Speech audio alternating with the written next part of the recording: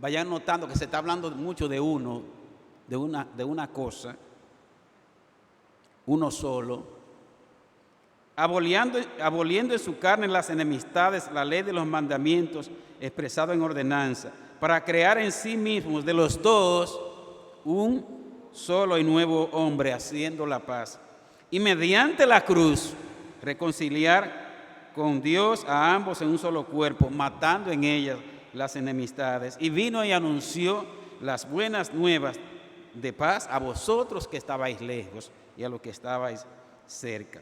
Porque por medio de él, de Jesús, los unos y los otros tenemos entrada por un mismo espíritu al Padre. Así que ya no sois extranjeros ni advenedizos, sino conciudadanos de los santos y miembros ¿de qué? De la familia de Dios, edificados sobre el fundamento de los apóstoles y profetas, siendo la principal piedra del ángulo Jesucristo mismo, en quien todo el edificio bien coordinado va creciendo para ser un templo santo en el Señor, en quien vosotros sois también juntamente edificados para morada de Dios en el Espíritu. Efesios 4, ahí al lado, ahí al ladito, los primeros 6 versos de Efesios 4, el apóstol Pablo, Señor, está escribiendo esta carta, estaba preso cuando escribió esto. Y qué propósito más hermoso, lo que le está exhortando a la iglesia. Yo pues preso en el Señor os ruego que andéis como es digno de la vocación con que fuisteis llamados, con toda humildad y mansedumbre, soportándoos con paciencia los unos a los otros en amor, solícitos en guardar la unidad del Espíritu en el vínculo de la paz, un cuerpo y un espíritu, como fuisteis también llamados en una misma esperanza de vuestra vocación, un Señor, una fe, un bautismo, un Dios y Padre de todos, el cual es sobre todos y por todos y en todos. Oremos. Gracias, Señor, muchas gracias, porque podemos predicar tu palabra en esta mañana y porque tu pueblo se ha reunido, se ha congregado para alabarte, para glorificarte, para rendirte culto y para ser edificados con tu santa palabra. Que tu Santo Espíritu, Señor, nos guíe a toda verdad. Que tu palabra pueda resplandecer y tú mismo, Señor, sea que tú glorificado, de tal manera que no me oigan a mí, sino que te oigan a ti. Que yo sea ese instrumento fiel. Ayúdame, Señor, una vez más, a proclamar fielmente lo que tú has dispuesto, Señor, para este pueblo esta mañana. En el nombre de Jesús. Amén. Vamos a hablar esta mañana de un tema que entendemos muy importante. Y en este día especial, cobra mucha relevancia, cobra mucha importancia. El tema es fortaleciendo nuestra unidad como familia de la fe. Fortaleciendo nuestra unidad como familia de la fe.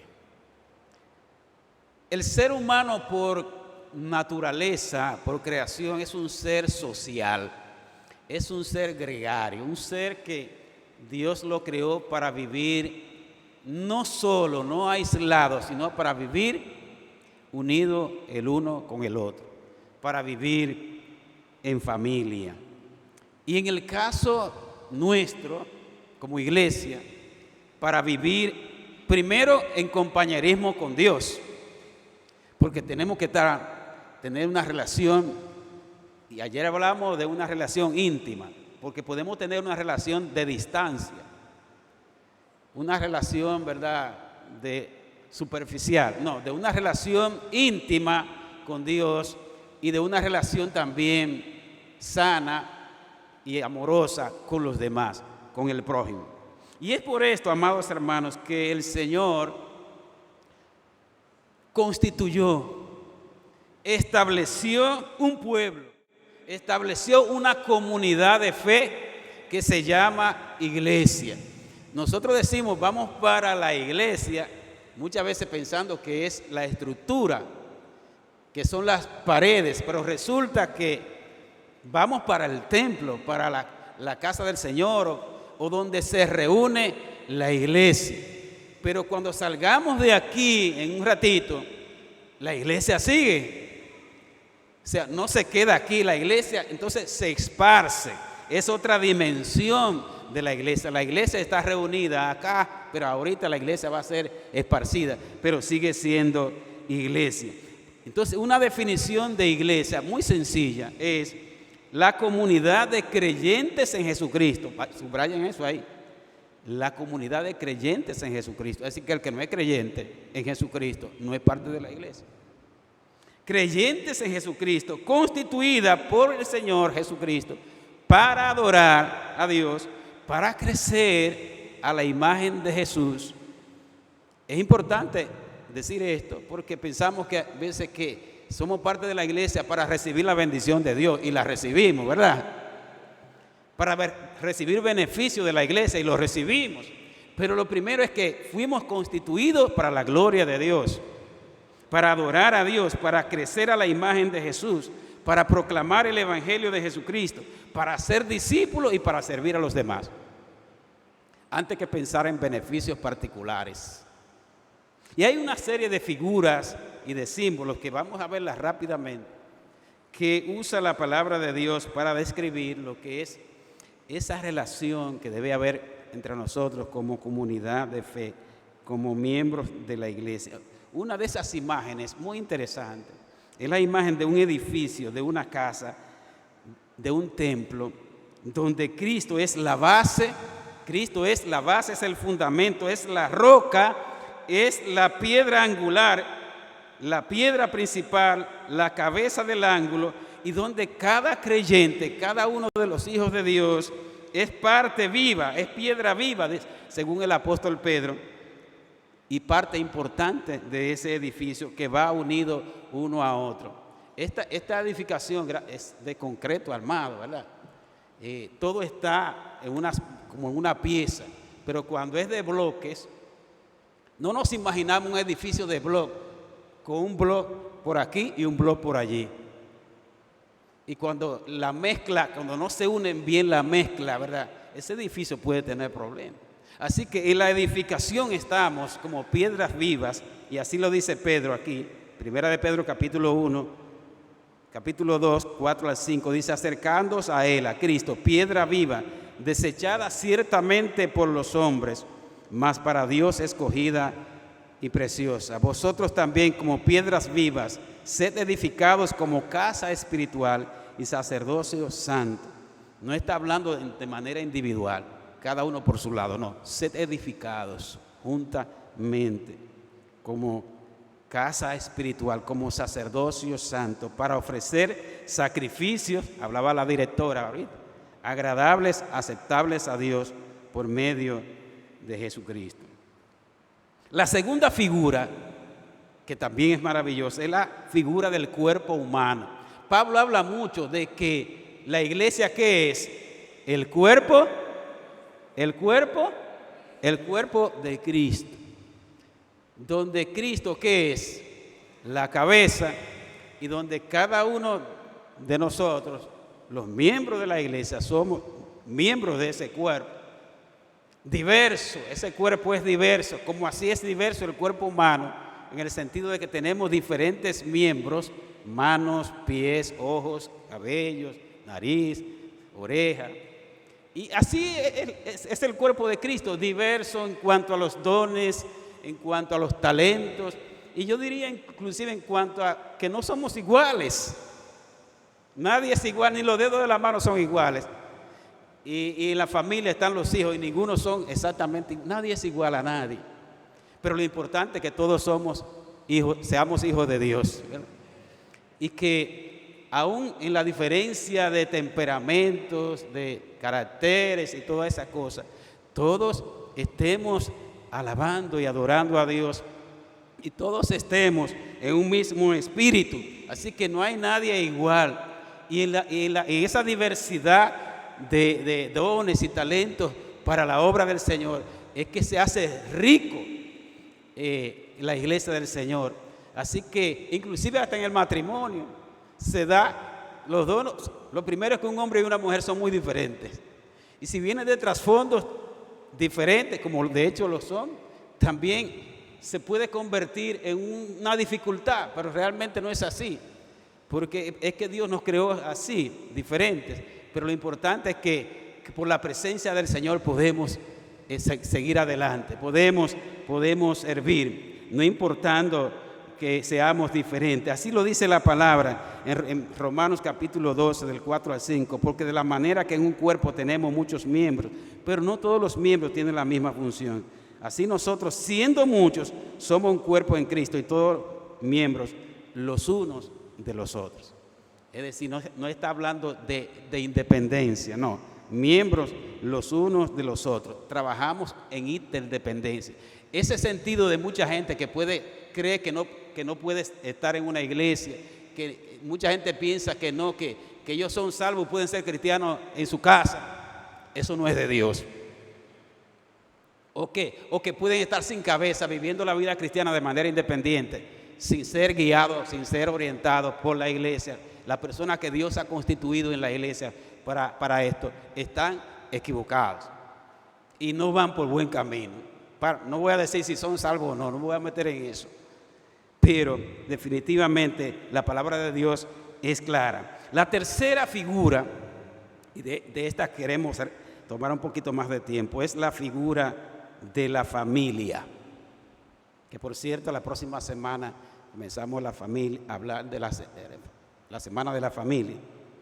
La familia de la fe, la familia de Dios, donde Dios es que nuestro Padre, nosotros somos que sus hijos, y entre nosotros nos decimos hermanos. Gloria a Dios. Cuando podemos decirle a Dios, Abba Padre, y cuando podemos decirle al hermano, Dios te bendiga. Y ese hermano, a veces esa hermandad en la iglesia trasciende la hermandad, inclusive de sangre. Porque nuestra hermandad no tiene fronteras, no llega hasta la familia, mi apellido, sino que mi hermano es todo aquel que ha sido lavado con la sangre de Cristo. No importando la denominación, yo que he compartido, amados hermanos, con distintas iglesias, con distintos pastores, con gente de diferentes países, en diferentes escenarios, puedo darme cuenta, wow, qué glorioso es ser de la familia de Dios, ¿verdad? Y a veces inclusive trascendiendo lenguaje, trascendiendo culturas, llega un momento en que todo eso cae y lo dice la palabra del Señor. Todas las barreras que había entre judíos y gentiles, por muchísimas razones, Cristo las derribó para hacer de esos dos pueblos, un solo pueblo, mediante la cruz de Cristo. La cruz de Cristo nos une. Así que, amados hermanos, esa figura es muy importante. Ahora bien, atención pueblo, para ser de la familia de Dios, no es lo mismo ser de la familia de Dios que ser miembro del club social, ni del partido político, ni de cualquier otra organización social. No es lo mismo, ¿eh? El que piense que es lo mismo ser parte del club de la esquina o del partido político o de cualquier otro grupo está equivocado. Esto es diferente. Porque para usted ser parte de la familia de Dios tiene que ser hijo de Dios primero. Y usted es hijo de Dios cuando por medio del arrepentimiento y la fe, por obra del Espíritu Santo, usted viene a Cristo. Más a todos los que le recibieron, no a cualquiera, a los que le recibieron y a los que creen en su nombre, que les dio potestad de ser hechos hijos de Dios. Así que no es porque usted lo diga o porque otro lo diga, sino por lo que la palabra de Dios dice. Eso no es porque que todos no nacemos hijos de Dios. Nacemos criaturas de Dios y nos hacemos hijos de Dios porque somos adoptados por el Señor como hijos de Dios por medio del arrepentimiento y la fe. Por eso yo digo que la iglesia puede añadir estadística, pero solamente Dios añade a lo que van a ser salvos. O sea, Uno se puede equivocar y se añaden 5 o 10 a la iglesia, se bautizan. Quizás puede haber algunos que no nazcan de nuevo, pero sí sabemos que solamente el Señor añade a la iglesia los que han de ser salvos. ¿Qué elementos básicos podemos decir en esta mañana que son importantes para la unidad del pueblo de Dios, de la iglesia? Vamos a ver rápidamente estos puntos. ¿Qué necesitamos para la unidad del pueblo de Dios? Lo primero que necesitamos es tener una identidad. Tener una identidad. Ya dijimos que debemos ser hijos de Dios. ¿Y por qué estamos diciendo esto? Porque solamente siendo hijos de Dios, nuestros intereses y nuestras prioridades se van a alinear con aquellos que son del grupo de nosotros. Una persona que no es hijo de Dios, que no ha nacido de nuevo, puede venir a la iglesia, pero no, sus prioridades, sus intereses, sus anhelos no van a estar ahí. Van a estar para otro sitio. Eso es sencillo. Todos tenemos una familia, ¿sí o no? Yo soy de la Cruz Juma, ¿verdad? Y nos une la sangre, quizá el color y otras características propias de la familia de la Cruz Juma. Y nosotros como familia tenemos una identidad y nos interesa las cosas de la familia, o nos debe interesar, aunque hay gente que son de una familia y como que viven lejos, como que no están identificados con su familia, ¿sí o no? Hay gente muy distante de su familia y hay otros que son, ¿verdad?, que asumen la carga principal de esa familia. Pero así mismo, amados hermanos, para nosotros estar identificados con el pueblo de Dios, con la familia de la fe, tenemos que ser hijos, tenemos que tener una identidad. En segundo lugar, debemos tener sentido de pertenencia al pueblo de Dios. Sentido de pertenencia. Dios no solamente nos llama a ser, sino a pertenecer. Nos llama a ser hijos de Dios, nos llama a ser como Cristo, pero también nos llama a pertenecer a su pueblo, a su iglesia, a su familia. Y para eso Cristo, ya dijimos, hizo una obra maravillosa por medio de la cruz. En Efesios capítulo 2 del 14 en adelante, leímos hace un momentito de que Cristo, por medio de su sangre, por medio de su muerte, derribó todas las barreras del pecado, culturales que dividían a la gente, tú para allá y yo para acá, que no podamos estar juntos, etcétera. Pero por la sangre de Cristo, por la muerte de Cristo, por la cruz de Cristo, todos esos esquemas y barreras son quitados. Claro, no es que todo el mundo entre en todo, como dijo un político. Entren todos los que quieren ser hijos de Dios, los que se arrepienten, los que le reciben, aquellos. Y aquellos, dice la palabra del Señor, para esos ya no hay extranjeros, ya no hay advenedizos, sino conciudadanos de los santos y miembros de la familia de Dios. Me preocupa a veces gente que sean de la iglesia y no se sientan parte de la iglesia o no estén identificados con la iglesia. No es lo mismo decir yo asisto a la iglesia que yo me congrego en la iglesia. Yo soy parte de la iglesia. ¿Saben por qué? Porque lo que pasa ahí me preocupa, me interesa, lo bueno, lo malo. Hoy estamos identificados con una hermana, ¿verdad? Y qué maravilloso que esta hermana que está en la presencia del Señor fue una hermana que estaba conectada con la iglesia, ¿verdad? Y no solamente con la iglesia como un todo, sino que estaba conectada con la gente. Y esa es la idea, amados hermanos, que no solamente vengamos a congregarnos y nos vayamos por ahí, sino que, y lo vamos a ver finalmente ahora, que tengamos una conexión más profunda, más íntima, los unos con los otros. El sentido de pertenencia nos debe mover a congregarnos, a involucrarnos, a estar comprometidos, a servir. Nadie debe estar suelto o aislado, independiente, sino unido bajo la guía del Señor y las personas que Dios ha puesto para dirigir su iglesia. En tercer lugar, propósitos comunes. Propósitos comunes. La iglesia tiene su propósito, tiene su misión. Usted sabía, allí está colgada aquí en la pared, tiene su declaración Y ahora estamos en un proceso de revisar todo eso, en un plan estratégico. La iglesia tiene todo eso, tiene planes, tiene programas, y lo que debemos hacer es estar comprometidos con eso. Lo que pertenecemos a la iglesia, hay propósitos comunes que nos unen a todos y debemos estar identificados con esto. Y finalmente, cultivar las virtudes cristianas. ¿Qué virtudes cristianas nos llama la palabra? Como la humildad, la mansedumbre y sobre todo el vínculo perfecto que es el amor.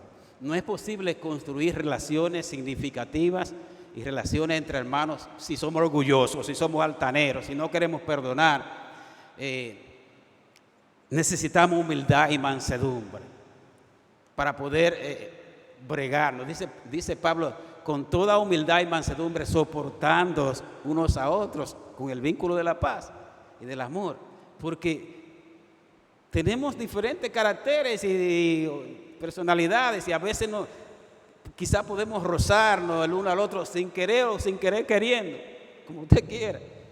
Y necesitamos ese ingrediente, esas virtudes cristianas, ese fruto del Espíritu para poder nosotros tener ese vínculo perfecto y que haya paz entre nosotros. Quiero finalmente hablar de unos consejitos prácticos. Quiero aterrizar todo esto en 2 o 3 aplicaciones bien prácticas. Consejos prácticos para fortalecer nuestra unidad como familia de la fe. Número 1, no es posible estar unidos estando distantes. No es posible. Por más que usted quiera, usted no puede construir, y lo hablaba la pastora Adile ayer en el retiro, si usted quiere construir una relación íntima con Dios, no puede ser que usted lo invoque el domingo, que usted ore el domingo, que ore a veces o que lea la Biblia a veces. No es posible. Hay que dedicar tiempo. Entonces hay que invertir tiempo en estar cerca física, espiritual y emocionalmente con los demás. Hay que estar cerca. No es posible tener unidad y compañerismo y ser iglesia estando lejos. Tenemos que procurar estar cerca los unos de los otros. Y aunque no todo el mundo es igual, fíjese, aquí tenemos cada quien quiera ser nuestro pana full. O la gente más cercana, dice Milsi está diciendo sí. Y es normal que tengamos gente con la cual podemos ligar un poquito más, pero lo que no podemos hacer es grupo y aislarnos de los demás. Todos somos importantes, todos somos valiosos.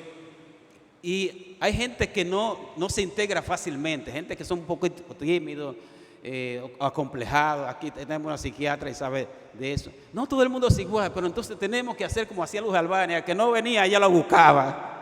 ¿Sí o no? Aquel que era como medio tímido y que no, como que ella lo removía y sí, así. Que el Señor nos ayude, ¿verdad? A que no tenemos que esperar que venga el otro donde mí. Yo voy donde Él. Yo voy donde Él. Porque no todos somos iguales. Congregarnos. No solamente en grupos grandes, sino en grupos pequeños. Y yo le estoy exhortando mucho a los hermanos de la iglesia, los que no pueden venir los domingos, entra a un grupo pequeño, entra a las actividades virtuales de oración, al matutino, a la intercesión. Y hay otros escenarios para que podamos compartir, porque en este círculo del domingo no tenemos interacción, aunque vamos a hacer un ejercicio ahora cuando terminemos. La palabra nos dice, mirad cuán bueno y cuán delicioso es que habitar los hermanos juntos en armonía, porque allí que envía bendición, Dios envía bendición y vida eterna. El día de Pentecostés estaban todos unánimes juntos. Y lo que dice el libro de Hebreos, que siempre lo repetimos, Hebreos capítulo 10, 24 y 25, dice, y considerémonos unos a otros para estimularnos al amor y a las buenas obras. A veces estamos quizá un poquito aislados y por eso pasamos más trabajo. Porque cuando estamos juntos y orando el uno por el otro, Dios se manifiesta y quizá ese problema que usted está cargando se resuelve en el nombre de Jesús. No dejando de congregarnos como algunos tienen por costumbre, sino exhortándonos y tanto más ¿cuánto veis que aquel día se acerca? Compartir tristezas y alegrías. Hoy es día, estamos aquí compartiendo alegría, pero en la tardecita o noche estaremos compartiendo también tristeza. A eso estamos llamados, a celebrar las cosas buenas, pero también a estar cerca de los demás en momentos de prueba y de dolor. Sobrellevar los unos las cargas de los otros. Me gusta esto de Eclesiastés, me encanta. Y el año pasado predicamos sobre eso. Eclesiastés capítulo 4, 9 y 10 dice: mejores son dos que uno, porque tienen mejor paga de su trabajo, porque si cayeren, el uno levantará a su compañero. Pero hay del solo, que cuando cayeren, no habrá segundo quien lo levante.